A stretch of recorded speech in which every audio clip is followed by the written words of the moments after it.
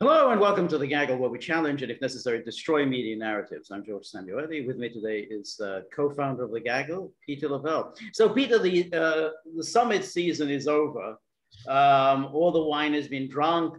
The excellent food has been eaten. We had a nice long G7 confab earlier in the week, and then the week concluded with the big NATO summit in which NATO unveiled its strategic concept 2022, and Sweden and Finland were formally invited to the membership of this august supper club, and Turkey, on the eve of it, entirely predictably, withdrew its opposition to the accession of Sweden and Finland. But Erdogan is again warning, that doesn't mean that I withdraw my opposition. I may change my mind.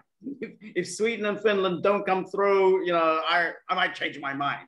Anyway, so, and then Stoltenberg announced that this NATO readiness force, which they had at the mark of 40,000, he was going to increase it to 300,000.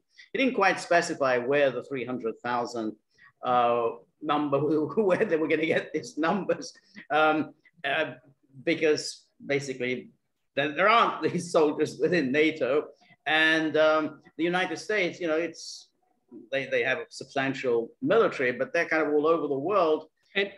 And soldiers, let's keep this in mind, they're still under their own government's control, okay? So when NATO says this, it's as usual, a fiction, okay? Right. It's a sleight of hand, okay? That's right. And again, I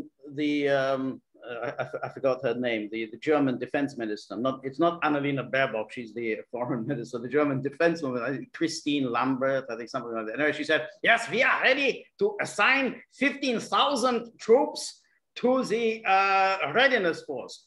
Well, 15,000, that's very nice, but that's 5% of that 300,000. So and Germany is one of the big countries of Europe. So, I mean, where's the rest of the 95% going to come from? I can't let it go, George, but stationing German troops in Eastern Europe and the Balkans, right. Yeah, it's not a good look, to say the least. No, it's definitely not a good look. And then, of course, Stoltenberg announced that NATO will have a pre-positioned, he said this before, they'll have pre-positioned equipment, pre-positioned forces in Eastern Europe, though this is clearly a violation of the 1997 NATO-Russia Founding Act. Stoltenberg's response is always, well, the Russians started it. They're the ones who violated it. I mean, it's they're the ones who did it. So does that mean that the NATO-Russia Founding Act is no more? Well, they're the ones who did it. I mean, they started it. So anyway, he never answers that question, just like whenever he's asked, so are we in a new Cold War? Well, the Russians started it. I mean, they're the ones who brutally invaded illegally and so on. So he never really wants to answer the question because, of course, he knows that the public isn't going to tolerate, the announcement that we are now in a new Cold War, because the public just doesn't want this. I mean, everything is always done, behind the scenes. Just like if you say, well, that's it, we're walking out of the NATO-Russia Founding Act, that would cause a lot of controversy. I mean, all this is being done while the public is kind of sleepy, thinking about all their, domestic stuff. So he never really wants to be upfront about it. But anyway, I want to show you, Peter, the strategic concept. I mean, it's not worth going over it in any detail, but I want you to actually get the tone, the smarmy, unctuous tone that NATO always uses in its documents. There are 11 pages. It's basically, I mean, again, this is sort of, they're really padding it out, lots of empty pages, but it's basically 11 pages of text.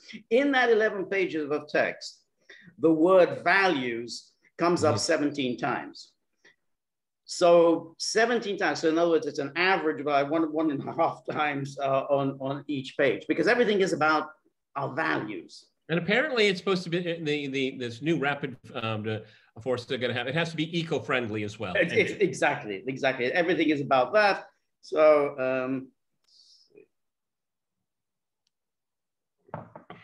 all right. So here, this is, we remain steadfast in our resolve to protect our 1 billion citizens. Now, it's true. I mean, the population of NATO collectively is around 1 billion, which makes it about 7 times the size of the population of Russia. Yet they will have us believe that they're sitting there trembling. Oh my God, what is Russia going to do to us? With 7 times its size, the GDP, God knows how many times its size, but what are they going to do? What are they going to do? We remain steadfast in our resolve to protect our 1 billion citizens, defend our territory, and safeguard our freedom and democracy. We will reinforce our unity, cohesion, and solidarity, building on the enduring transatlantic bond between our nations and the strength of our shared democratic values. And then he goes on in this. And then here we have the strategic concept, 3 core tasks: deterrence and defense, crisis prevention and management, and cooperative security. To me, that sounds like 5 things, but okay. I mean, say 3 core tasks. I mean, deterrence. I think it's cute marketing. It's a 360-degree approach. I mean, you got to give little creativity credit there. Oh yeah. No, I think they hire some very smart public relations people. I mean, what else are they going to spend their money on? Anderson Cooper, 360, NATO, 360. And then they go on. Our vision is clear. We want to live in a world where sovereignty and territorial integrity, human rights, and international law are respected, and where each country can choose its own path free from aggression, coercion, and subversion. We work with all who share these goals. We stand together as allies to defend our freedom and contribute to a more peaceful world. Yeah. Well, I want to live in a world. Yes. Well, where's the soundtrack? That's what I'm thinking. I want to live in a world where the air is clean and the food tastes good and people love one another. Well, I'd like, good food served by beautiful women. I mean, that would be nice too. Okay.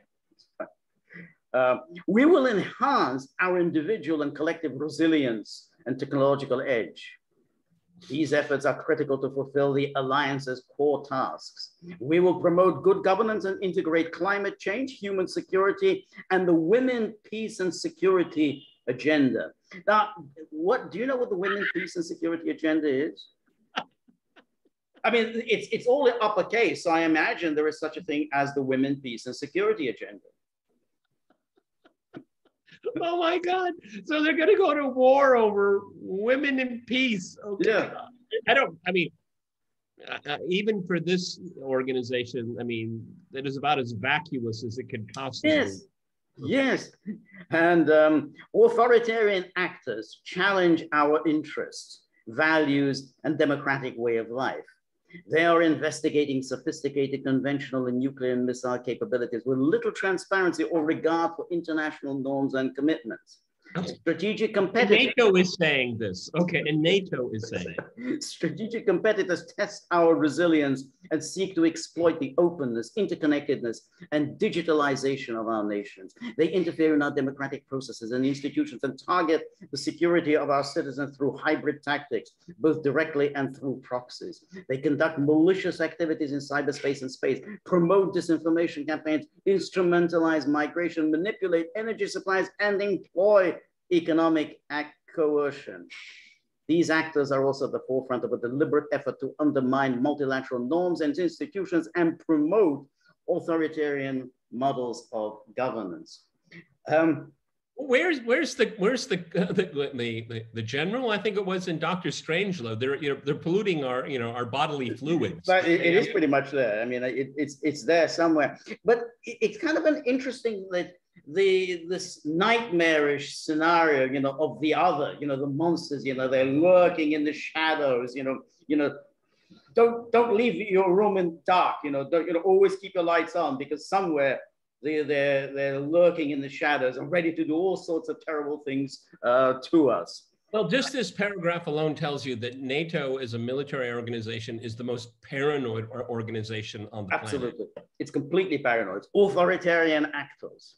So we have our democratic values and freedom and democracy, interconnectedness. But they're authoritarians. And they do all these terrible things because they're authoritarians. Yeah, well, Julian Assange told us all about all exactly all of these nations. That's right. Yes, yes. The Russian Federation is the most significant and direct threat to Allied security and to peace and stability in the Euro-Atlantic area. It seeks to establish spheres of influence and direct control through coercion, subversion, aggression, and annexation. But I think, as you yourself have pointed out, Peter, is that why is it that Russia can't have a sphere of influence, but NATO can? I mean, that's always the logic. You know, we can have our sphere of influence, but you can't. You know, it's never really explains. And then, well, George, you know, people with virtue can have spheres of influence. Right, exactly, because we're the good guys. We're the good guys, and that's why we can do anything against them. Right. I mean, they even in the most fever-driven dream at night think about hurting us. Oh my goodness! Okay, it's pure histrionics. You're right. I saw a column today in the Washington Post written by somebody called Henry Olson. I don't know who that is, and he says, NATO is a force for good. That's the opening sentence. NATO is a force for good. In other words, the NATO propaganda machine actually works. I mean, you've got the media who are ready to tell us, yeah, you're a force for good because you stand for all these great values, whereas they stand for all these horrible, horrible things. You know, they want to kidnap our children and, you know, do all sorts of, you know, torture dogs and cats. You know, who knows what they want to do. NATO does not seek confrontation. It poses no threat to the Russian Federation. Well, I think Stoltenberg kind of let the mask fall in Madrid by saying that NATO had been preparing for this conflict in Ukraine for 8 years. It's part of the public record, folks. Okay? So how can a defensive alliance be engaged in preparing for a military conflict on the soil of a country that is not even a member of the alliance? That's right. That's right. Exactly. That's exactly it. I mean, he blurted this out, and of course, yeah, I mean, everybody already knows that this was the case, but they admit it. So therefore, you know, the whole idea we're responding to Russia's acts. No, you've been very actively involved for 8 years. And, you know, and everyone's known about that. So, yeah, in light of its hostile policies and actions, we cannot consider the Russian Federation to be our partner. Oh, wow. That hurts, George. That hurts. I'm hurt. Yeah, exactly. Oh, no, come on, let's play. Let's go out and play. That's right. No brunches with you. However, we remain willing to keep open channels of communication with Moscow to manage and mitigate risks, prevent escalation, and increase transparency. What about negotiation to end the conflict in Ukraine? Am I missing that? No, there's nothing in there. No, nothing in there. And then this is what the bit is very funny. Conflict, fragility, and instability in Africa and the Middle East directly affect our security and the security of our partners. NATO's southern neighborhood, particularly the Middle East, North Africa, and the Sahel regions, faces interconnected security, demographic, economic, and political challenges. These are aggravated by the impact of climate change, fragile institutions, health emergencies, and food insecurity. This situation provides fertile ground for the proliferation of non-state armed groups, including terrorist organizations. It also enables destabilizing and coercive interference by strategic competitors. But why is there conflict, fragility, and instability in Africa and the Middle East? Let me think. I wonder what could have happened in recent times that could have caused conflict, fragility, and instability in Africa and the Middle East. Oh, I think I got it. Illegal wars in that region. Yeah, I don't know. I mean, and NATO. Yes, exactly. I just wonder whether, maybe, I don't know. I mean, I'm speculating here. I mean, it's possible that the U.S. invasion of Iraq may have contributed. I don't know. I mean, I don't want to go out on a limb here. And NATO, kind of dicey. NATO interfering in Libya may have, you know, aggravated things. I don't know. You know, I don't want to. A forced regime change in Libya might have a marginal impact. Marginal at the most. Yeah. But again, notice how NATO's southern neighborhood. It's our southern neighborhood. You know, which is that's kind of very nice. You know, then. So we can say that Ukraine is in Russia's neighborhood? Can we say that? I would have thought. Yeah, it's in our western neighborhood. And then it goes on. Now, this is the bit they go on about. Oh, China makes its grand entrance. That's right, exactly. Here we have to wait till paragraph 13 before we hear about the People's Republic of China. Again, you think, well, here's Europe. You know, China's nowhere near Europe. I mean, that's I don't know. So quite why you're worried about, this is the North Atlantic Treaty Organization. So the People's Republic of China's stated ambitions and coercive policies challenge our interest, security, and values. The PRC employs a broad range of political, economic, and military tools to increase its global footprint and project power, while remaining opaque about its strategy, intentions, and military buildup. I guess they can't read. They put their foreign policy aims and goals every single year. You can look it up. It's not opaque. You may not agree with it, but it's not opaque. It's not opaque, exactly. And again, the guy at the Foreign Office in China, he gives daily news briefings. Again, they're very long, very extensive news briefings. You can discern a great deal about what the Chinese are thinking from his briefings, as you can if you look at Global Times and all the Chinese media operations, where they tell us what their plan is. And again, you have to think, I mean, they're increasing their global footprint. Okay. Well, again, you may not like it, but, why shouldn't they increase their global footprint? I mean, it's not like you are exactly. Well, great powers, by definition, great powers always increase their footprint if they can. Okay. That's what makes it a great power. That's right. Yeah. And then boom, in all this, the PRC's malicious, hybrid and cyber operations and its confrontational rhetoric and disinformation target allies and harm alliance security. Now it says target allies. Now it's uppercase, so they obviously mean NATO members. So I wonder whom exactly, which NATO members? Oh, I think maybe Lithuania. Well, why did Lithuania get itself involved with Taiwan? I mean, again, this is a fight that Lithuania chose. I mean, you know how the Chinese will react if you start recognizing Taiwan.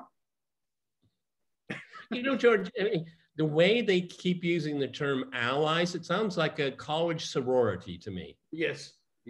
But of course, what they're doing is they're basking in the word allies. World War II, the allies, as they put it in uppercase. The Soviet Union was an ally. Yeah, that's the embarrassing part of it, which is that the allies kind of included A, the Soviet Union, B, China. Now, admittedly, I mean, well, it was still a communist China. I mean, it was still China in the sense that there was theoretically a coalition between Chiang Kai-shek and Mao, at least during the war. I mean, so there was supposedly and I think you should pronounce his name correctly. Kashmai-chek.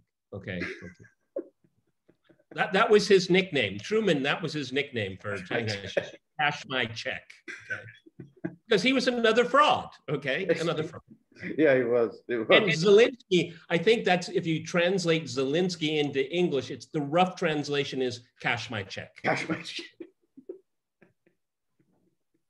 Well, it probably is because, Zelensky is Zelony. Zelony is green in Russian. So green, hey, give me some green. So the confrontation, blah, blah. PRC seeks to control key technological and industrial sectors uses economic leverage, creates strategic dependencies, enhance its influence, strives to subvert the rules-based international order. And that's the West. You just described the West and what it does to everybody else. That's right. Okay? That's right. And Yeah, go on. And rules-based order is just gobbledygook. It doesn't mean anything. They never say, I bet you a buck, George, international law is never mentioned in this document. No. That's the whole point. I mean, they talk about being opaque. Now, nothing is more opaque than this expression, the rules-based international order. What does that mean? What rules? Who sets the rules? That's what you'd like to know. I mean, it's like, because if we know what the rules are, then we don't just simply talk about rules-based. The fact is, you just invent the rules as you're going along. But here, this is the last sentence here. The deepening strategic partnership between the People's Republic of China and the Russian Federation and their mutually reinforcing attempts to undercut the rules-based international order run counter to our values and interests. Well, they probably do. I mean, then the best thing is that you don't antagonize both of them at one and the same time. I mean, I think it's generally not a good idea to maximize the number of enemies in the world. This document reads like a catechism, doesn't it? It does. It is. It's a catechism, is what it is. Yeah. It's so repetitive.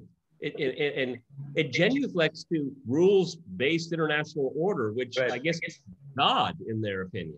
That's right. But it's very interesting because they all repeat that same expression. Like every time Stoltenberg, has a news conference, I don't know how many times he says rules-based international order. Every time Blinken has a news conference, rules-based international order. They repeat that expression. It's like you have to keep repeating that word.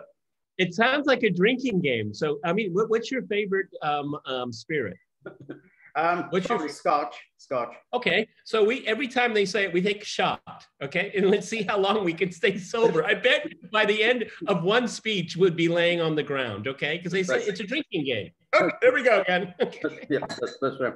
But it's very much like on television, how all the talking heads always use the same expression, the walls are closing in, with Trump, the walls are closing in. And then you go CNN, NBC, MSNBC, CNBC, they all use that.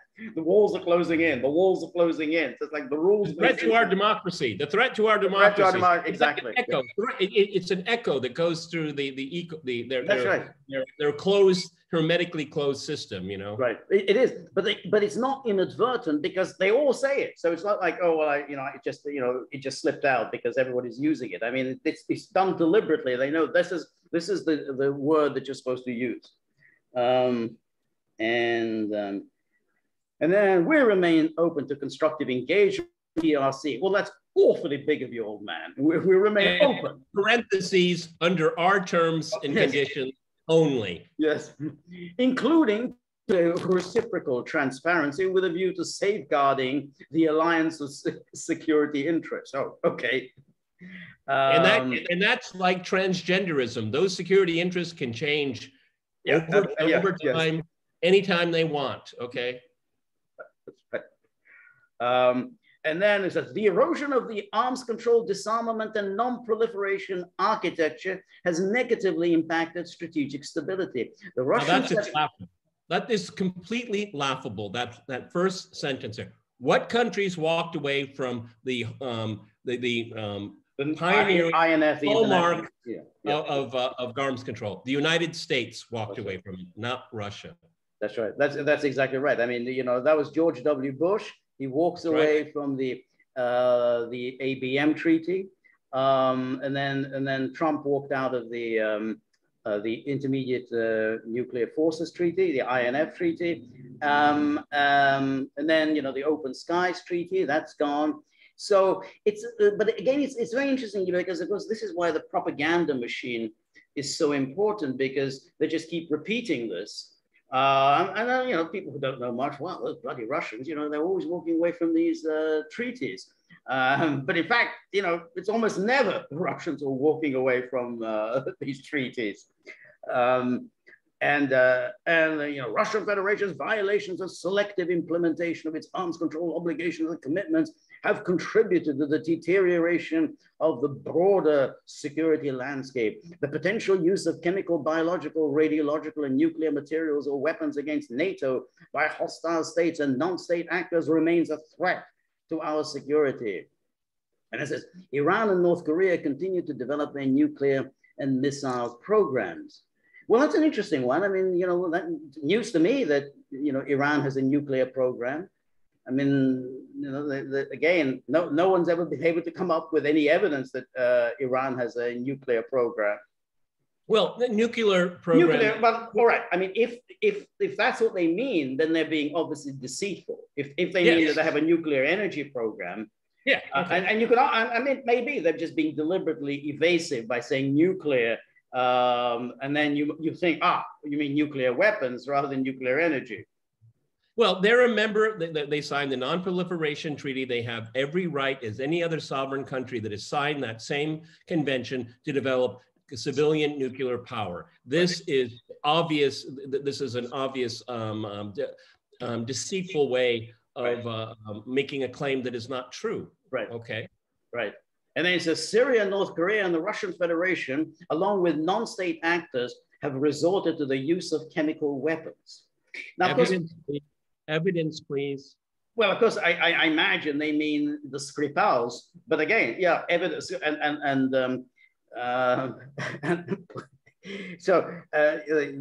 that that's kind of what they obviously what they mean. But I mean, but again, where's the evidence? And of course, we still haven't had any explanation as to what the hell were the Americans doing building all these biolabs in Ukraine and in all those states of the former Soviet Union. You can't build a biolab in Germany, nice, clean, up-to-date laboratories, Israel, again, very good environment for scientific research. Strange to go to Georgia, kind of a poor country, and start building these sort of rather dangerous laboratories there. Yeah, that's how much they think of these people, of their client states, Yeah. It's really disgusting. Oh, well, something got loose, lost 7 villages, but now we know what it's a dangerous ingredient to use in a weapon. I mean, it's so disgusting, and it's so condescending to our allies and our friends. Yes.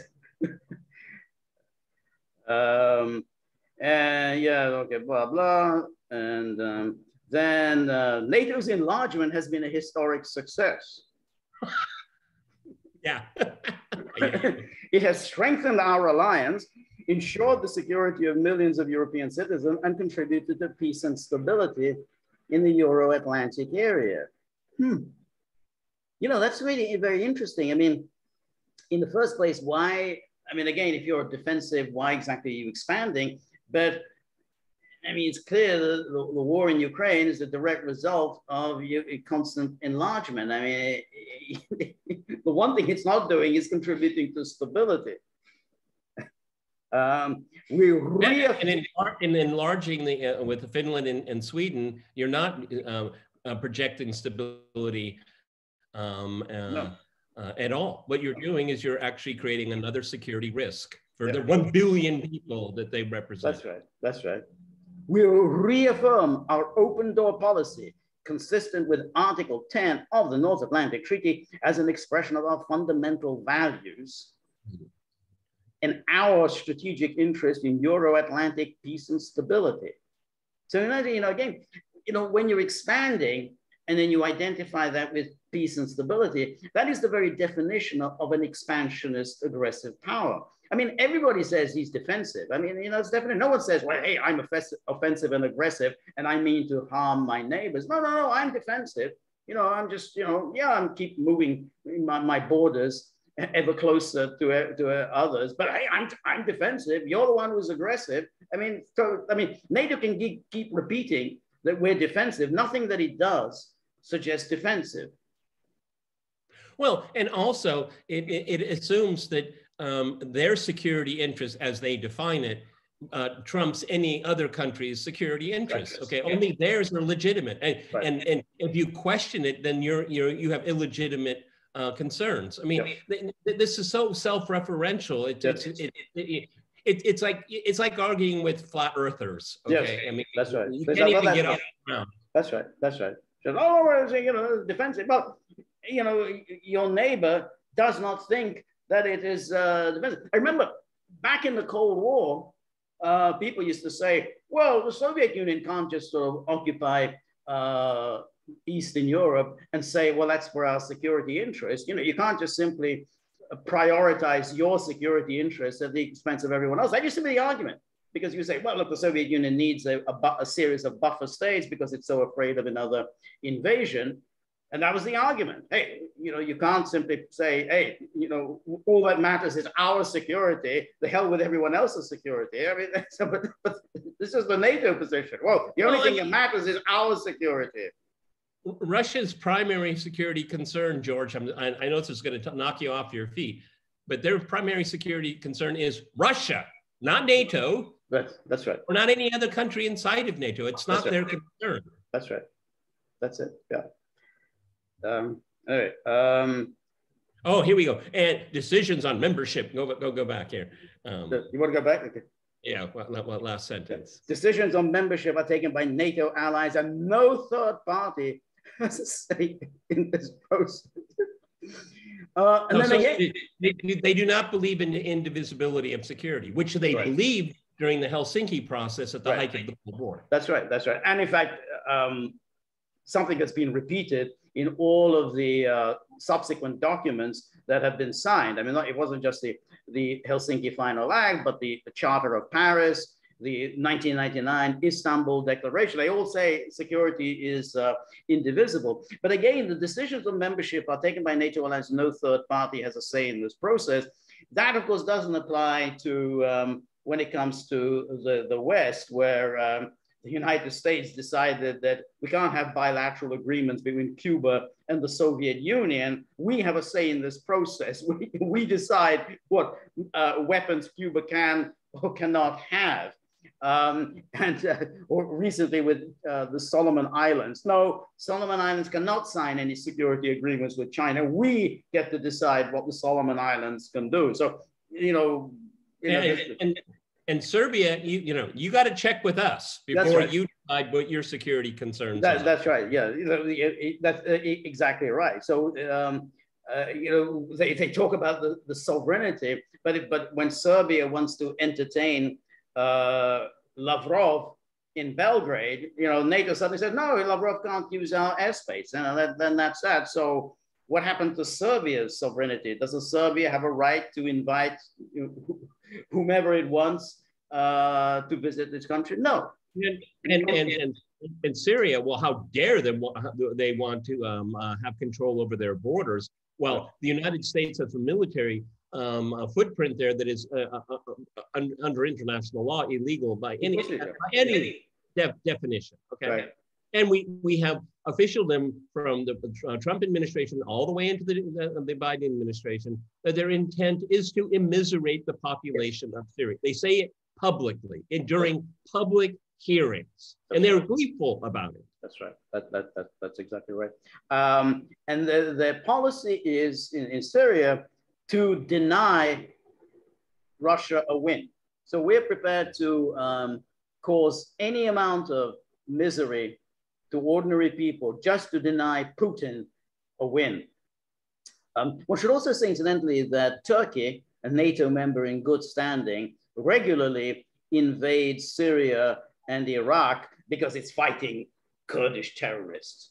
Again, NATO doesn't seem to have any position on that. I mean, so that's perfectly legitimate to violate the territorial integrity and sovereignty of Syria and Iraq because Turkey has a terrorist problem. And, as Stoltenberg said, no country in the world has suffered as much from terrorism as has Turkey. No country in the world has done quite as much to contribute to terrorism as has Turkey. Thank you for creating the Idlib province for the world, the biggest center of ISIS and Al-Qaeda in the world today. given all of the value-driven language and rhetoric in this document, but my conclusion is, and why haven't you thrown Turkey out of NATO? Because how do they stand up to your fundamental? See, every single slide you put on, it's values. Every single slide. Yeah. Told you that they keep repeating that word. And then it says, the security of countries aspiring to become members of the alliance is intertwined with our own. But you see, again, it's only, those who are members of the club. You don't care about the security of anyone else. They're intertwined with our own. We strongly support their independence, sovereignty, and territorial integrity, obviously not that of Serbia. We will strengthen political dialogue and cooperation with those who aim to join the alliance, help strengthen their resilience against malign interference. And then it says, we will continue to develop our partnerships with Bosnia and Herzegovina, Georgia, and Ukraine to advance our common interest in Euro-Atlantic peace, stability, and security. We reaffirm the decision we took at the 2008 Bucharest summit and all subsequent decisions with respect to Georgia and Ukraine.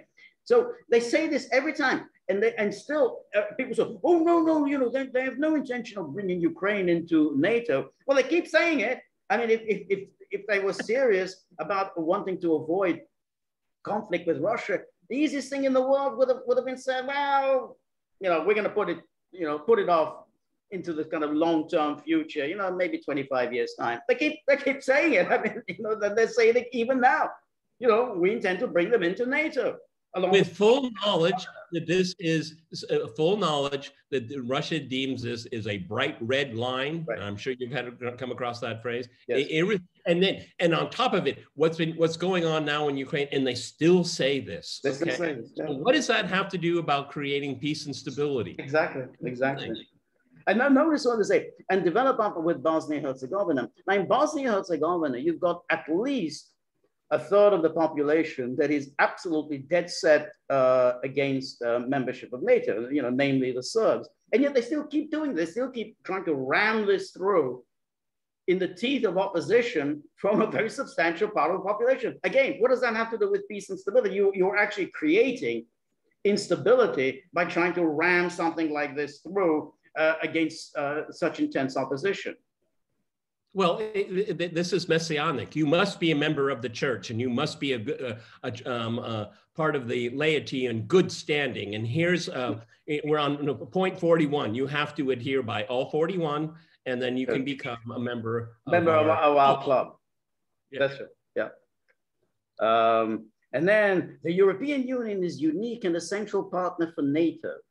NATO allies and EU members share the same values. Again, these values, you kind of think about, what about everybody else? I mean, does India share these values? I mean, there's 1.5 billion of them. There's more people in India than there are in the EU and NATO. But I mean, but somehow we have these values and others don't. I mean, it's so, and then NATO and EU play complementary, coherent, and mutually reinforcing roles in supporting international peace and security.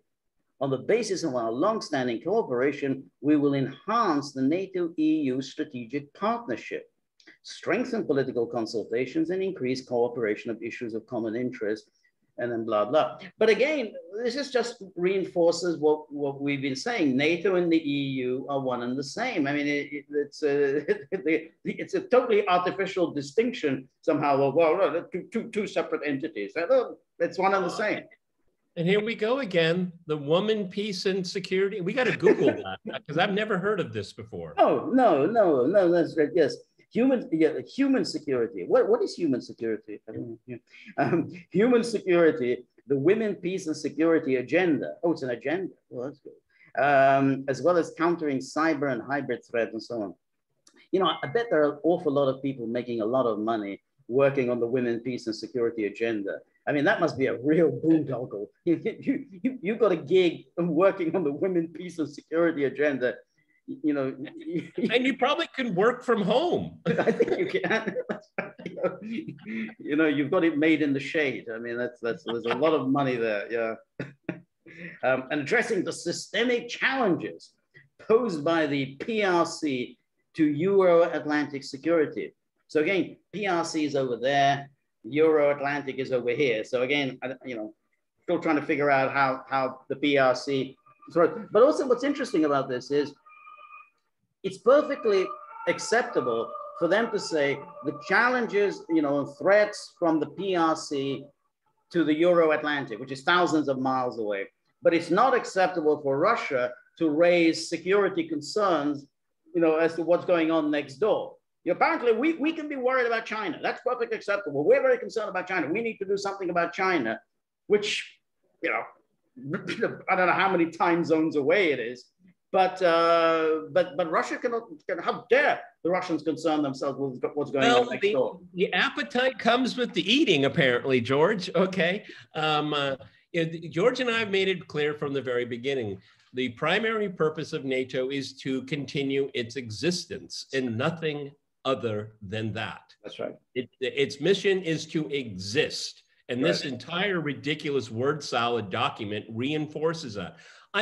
Does anybody understand any of this here? No. As I said, the word salad. Yeah, I mean, if I were to want to make a parody of NATO, this is what I would present people. Seriously. Yes. Yeah.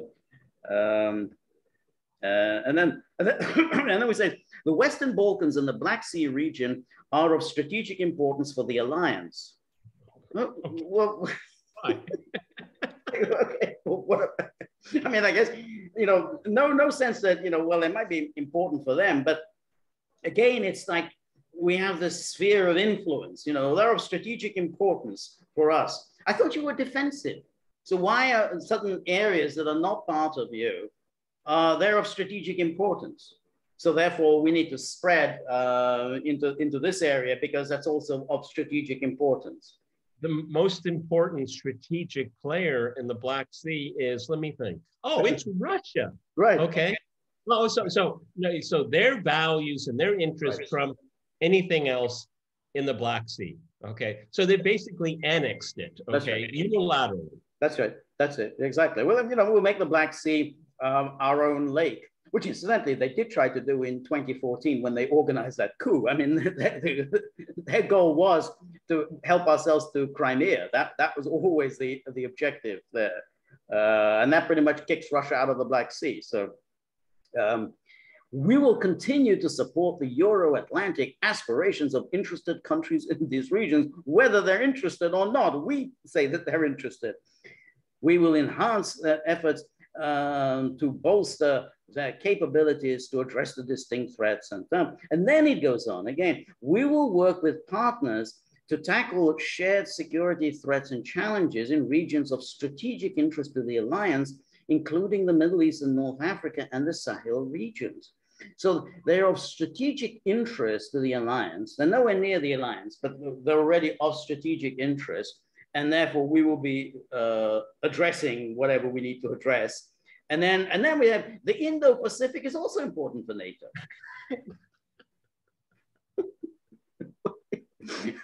So again, it's kind of interesting, having made that denunciation about the spheres of influence, but apparently the entire world is basically NATO's backyard. Well, I mean, NATO, Rome conquered the known world out of self-defense. This is exactly what they're making, the claim that they're making. That's right, exactly.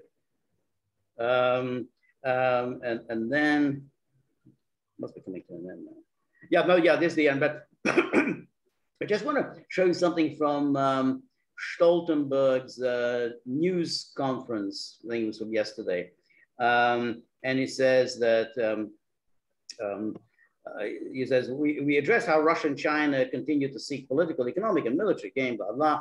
Both Moscow and Beijing are using economic leverage, coercion, and hybrid approaches to advance their interests in the region, and so on.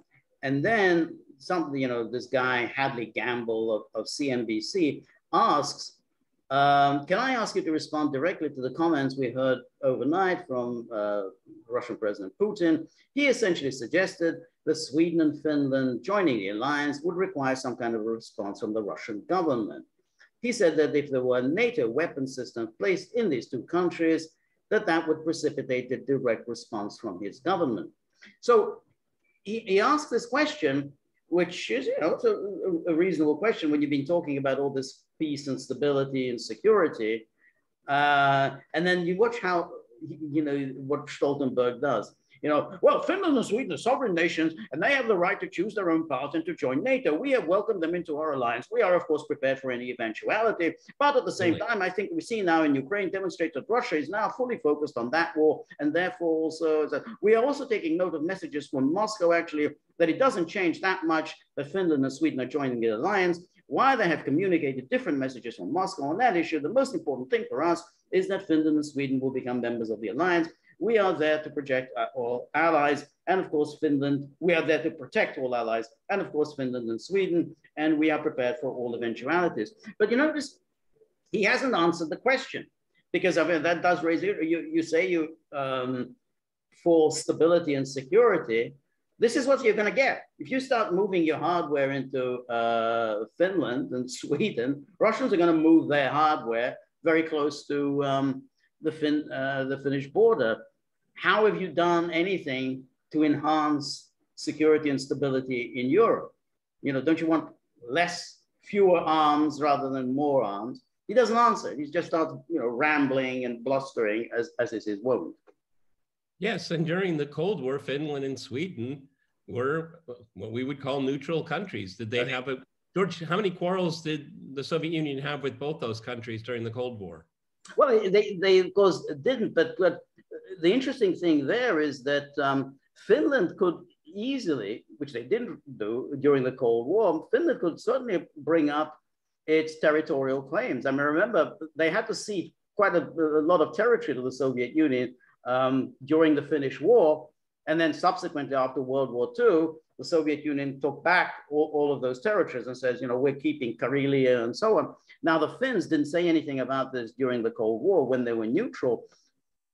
How do we know Finland isn't going to raise these issues? Karelia, you know, they feel very attached to Karelia. I mean, you know, what happens then? You know, what's NATO going to do about that if Finland starts raising those issues? It's really interesting. Every once in a while, a journalist wakes up and asks a more or less solid question.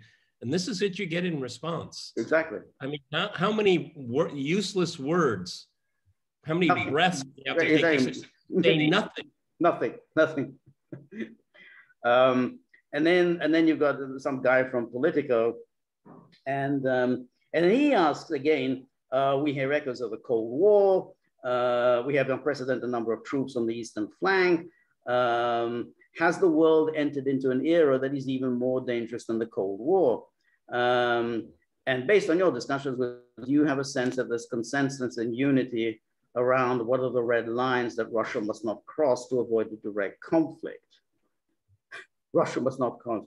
And then again, Stoltenberg begins starts rambling. Well, we live in a more dangerous world. We live in a more unpredictable world. And we live in a world where we have actually a hot war going on in Europe, large-scale military, blah, blah. And then, you know, all this thing about, you know, the Ukrainian people are suffering. And then it says, well, therefore, NATO fundamentally has two tasks. One is to provide support to Ukraine. NATO and NATO allies provide unprecedented support to Ukraine. We are stepping up, blah, blah. And then, you know, it says,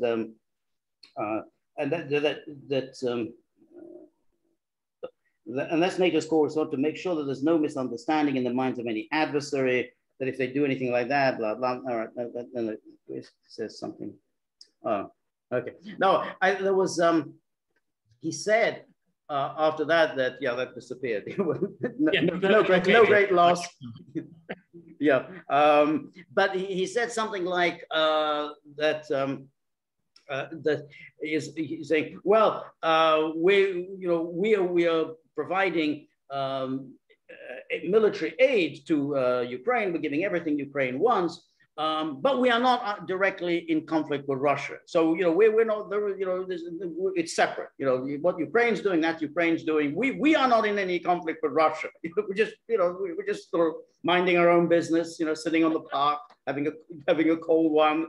So it's like, I mean, it's such a ridiculous kind of legal sophistry that NATO is going through. Well, we're not a party to this. This is between Russia and Ukraine. No, we're just, you know, we're just throwing in every piece of hardware we can get our hands on.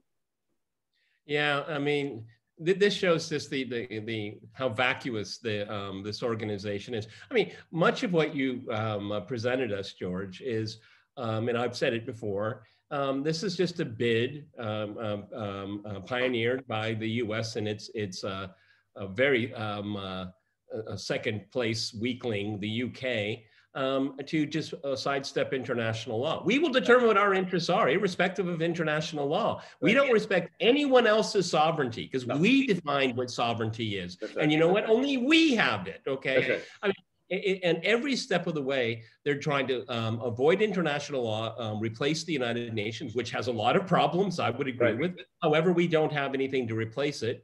And it's a way to chip away at Russia's Security Council seat, okay?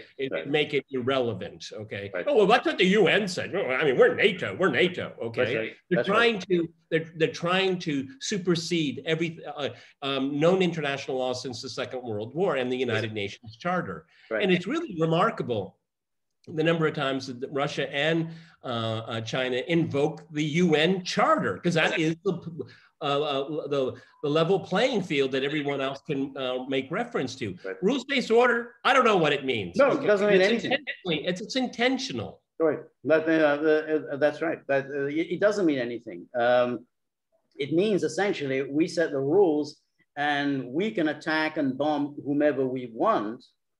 And you know, and we just invoke all sorts of wonderful humanitarian pieties to justify what we do.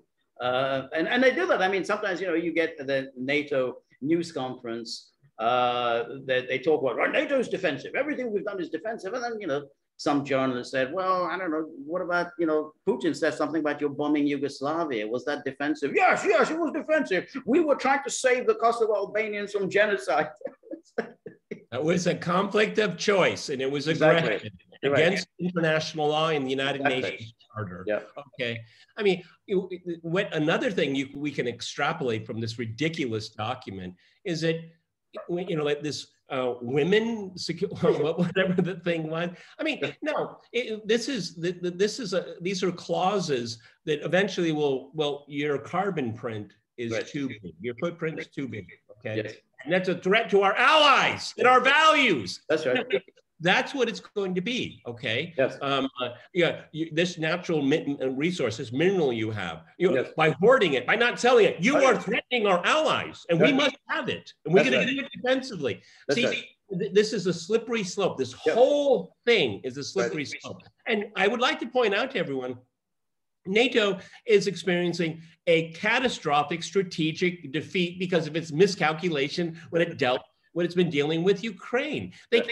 Your house is on fire and you want to put on new wallpaper. Are you people serious? Yes. Yeah. No, that's right. I think, and you're absolutely right. I mean, NATO is always in search of missions, and of course, the more its reach grows, in other words, the more members it brings in, the more it can start imposing all of its so-called values. So, for instance, the environmental thing. I mean, there were already people saying, "Well, we need to militarily intervene in Brazil because Bolsonaro is burning too much of the Amazon forest. That's a danger to everyone. Global warming. It's worsening of global warming for all of us. The international community must do something about Bolsonaro, and there's going to be more of that. Hey, what about your carbon footprint is too big. We don't need any stinking carbon footprint, and this more of it. The next pandemic. Hey, I don't like your policies on pandemic. You don't have any lockdowns. You have to go with the program. We decide how many lockdowns you should have.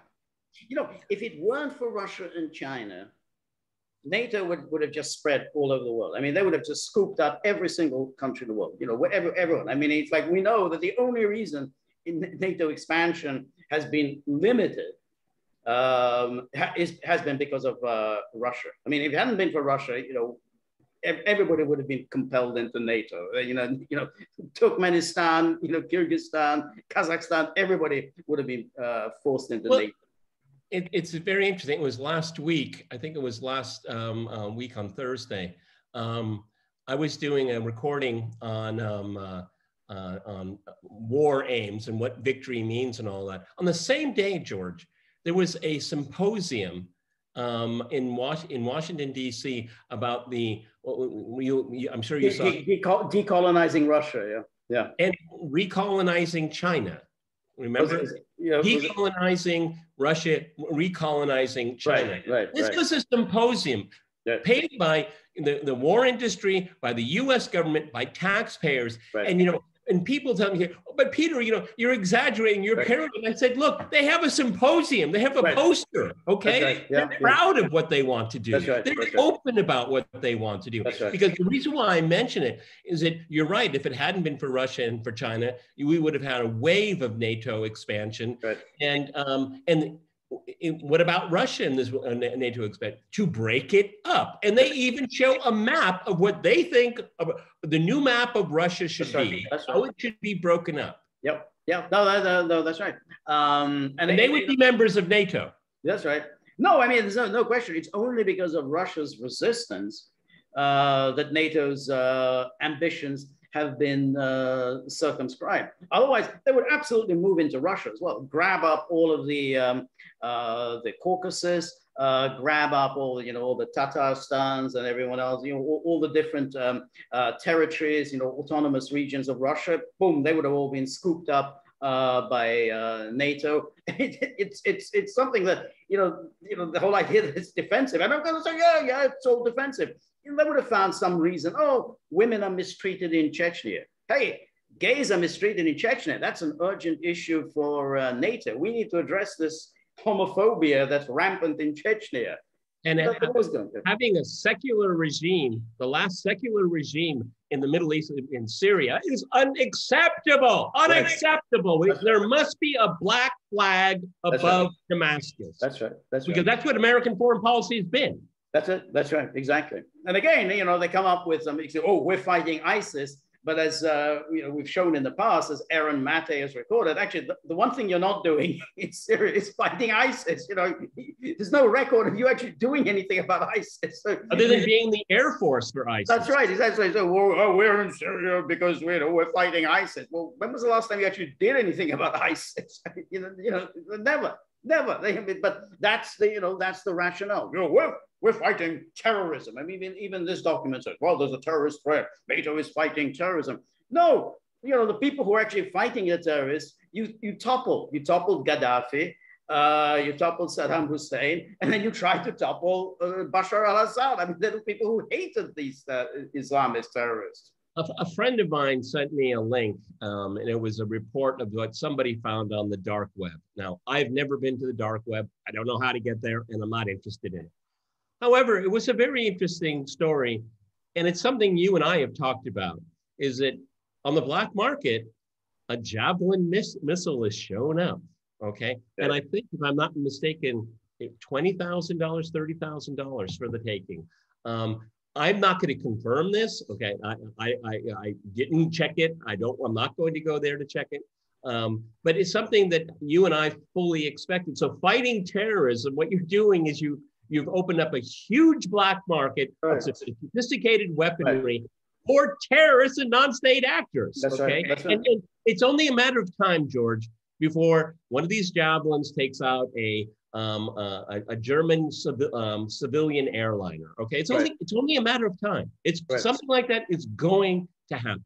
Yeah, no, that's right. And then of course that's another rationale for NATO's existence. We must get to the bottom of its black market. The black market in arms is a serious threat to the alliance, and NATO needs to address it right now. So whatever it is, you create the crisis, and then hey, NATO is there to address the crisis, like migration. Well, migration, that's the we need to address migration. Well, why the hell is there migration? I mean, there wouldn't be if you hadn't got yourself involved in wars that you had no business getting involved in. And we can throw this right into domestic American politics. This already started. There's a little bit of a campaign starting. The Democrats, we have to fix immigration. Yeah, you broke the system, and now you break something, and then you give a reason to say, but we're going to fix it. Okay, this is exactly the same mindset. Yeah. That's right. They create this problem so we can fix it. That's right. That's right. And then we got fix it. And then they said, well, what's your fix? Amnesty. Okay, great. So we'll have a blanket amnesty, which means that you're creating the next wave of migrants who are all going to be waiting for their, they want their amnesty. Hey, but then you've got a nice thing. You've got your amnesty, and then you've got your next migration crisis that you need to address. Just like Libya, NATO has to go in. It's right to protect, and then you have millions of people flooding into Europe. Okay. Right. Oh, now we have an immigration problem. Okay? That's right. Let's blame it on the Turks. Oh, let's pay the Turks off. It's constantly a circle jerk. Okay. Stop creating problems. Your expansion creates problems. That's right. That you have no answers for. And on top of it, and this is where I think this whole conference in Madrid was just, a unicorns flying in the clouds. Look what NATO is doing to its own citizenry in Europe and in North America. No matter what the cost, as long as it takes.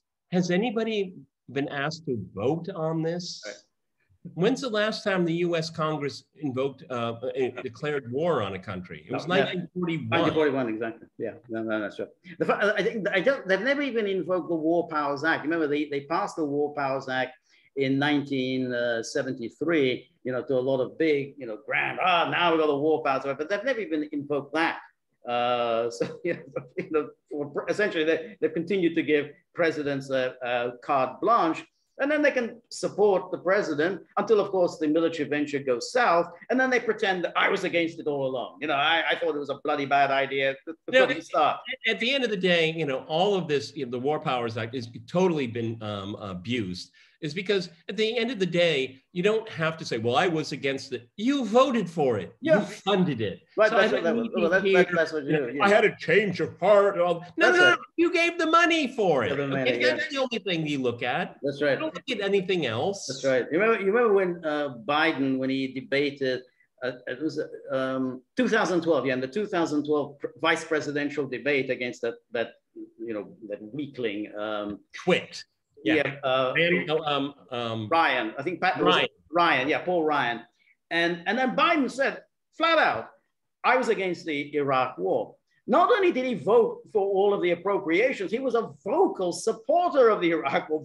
Very vocal. And he said, I was against the Iraq war. As a Democrat, not as a Republican. Yeah. He supported George W. Bush's war. He said it. And Ryan, spastic that he is, he didn't even challenge him. I mean, it's like say, you're a liar. You were vociferously in favor of the war. And he just let that go. So what we have here is that it's creating problems that are not there, creating insecurity where there is security. And one thing that, the document has to say is that, this is a very unstable world. We need to step back and ask ourselves, why? Why is there so much instability? Right. And who brought about this conflict here? Stoltenberg, he let the mask drop. Yeah, we were arming him and preparing this for 8 years. That's how great this defensive alliance is. Right. It's a defensive alliance. Why are you doing it to a third party that is not in your alliance? You can't answer that question. You can't. No, and that's it. And the fact is that you apply any kind of common sense. You say, why, you had from 2014, there been any time then you could have avoided what happened this year. I mean, there have been so many opportunities. I mean, how many times did Putin complain about Minsk? How many times did Putin talk about red lines? And then, like zombies, you just keep repeating, well, the NATO's open door policy. NATO, we must support Ukraine and Georgia's, membership aspirations. You go on repeating this. You made no effort to stop this crisis, and now you're pretending to be, well, we have to support Ukraine's, self-defense. Okay. During August 2008, when we had the conflict in Georgia, why did the Russian forces, after South Ossetia had been liberated, why did they go all the way down to Gori? Was it there for the ice cream? Georgia has really nice lemonades. They really do, okay? But I don't think they went to Gori for the lemonade. Right. Everybody, why did they do that? They destroyed a lot, over $1 billion of NSA surveillance equipment. Right. That's why they went down there, and they went down and they destroyed everything that was eavesdropping on Russia, and then they left, okay? Right. And it's no surprise what Putin says, demilitarization. Yeah, we're going to destroy the infrastructure that you've been putting down for 8 years. Right. And as George and I speak right now, that's more or less been done, okay? So, I mean, I'm going to be a real outlier here and say this, and I mean it sincerely.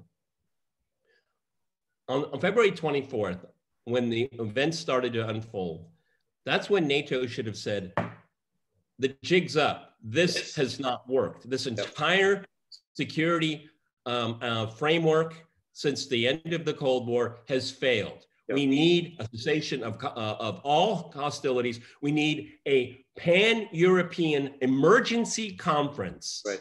And we need to go there and speak truth instead of the lies that they keep spewing. Right. And we need to have, where everyone, what about demilitarization from Portugal to Urals? Okay, I know that's very utopian, but the best things start with having the highest aspiration. Right. This is not delusional stuff, okay? Right, right. Yeah, no, that's right. That's right. But then,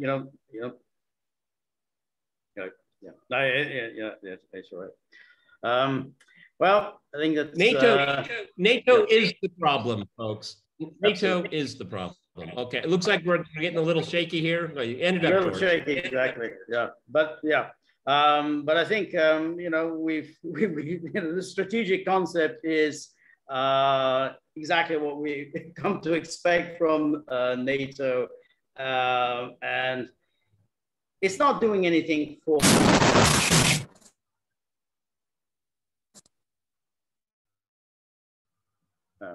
Well, anyway, so we will be back. So thank you for joining us, and remember, if you like the gaggle, please like, share, and subscribe.